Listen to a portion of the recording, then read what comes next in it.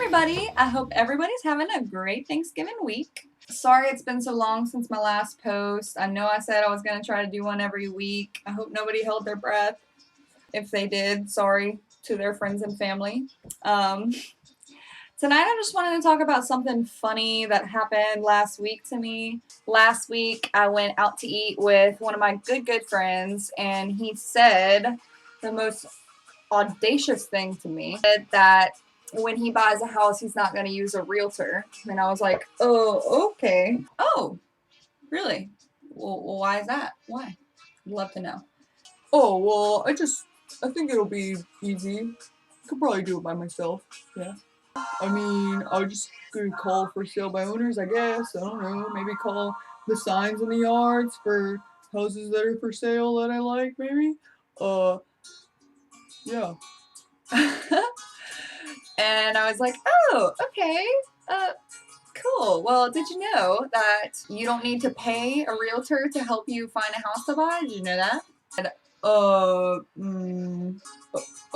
really?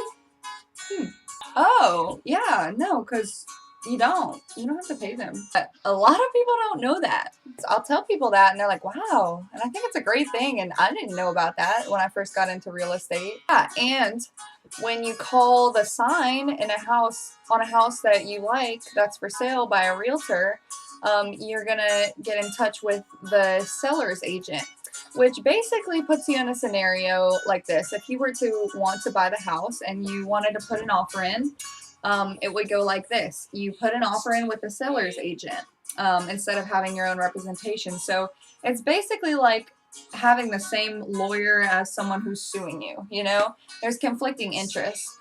The person who's selling the house wants to get the most money for it, and you want to get it for the least money. So it really doesn't make sense to use the same realtor on both sides. When you sell a house, you either sell it for sale by owner or you sell it with a realtor for a certain commission. And if there's a buyer's agent involved, then they split that commission in half, but the seller pays everything. So, and if you would use the seller's agent instead of having your own representation, then they would just take that whole commission instead of splitting it with someone. Also, I told him, hey, we have access to all the houses on the market. Just because I'm with Keller Williams doesn't mean that I have to sell you a Keller Williams house. I can sell you a CJ Brown house, a for sale by, sometimes I sell for sale by owners.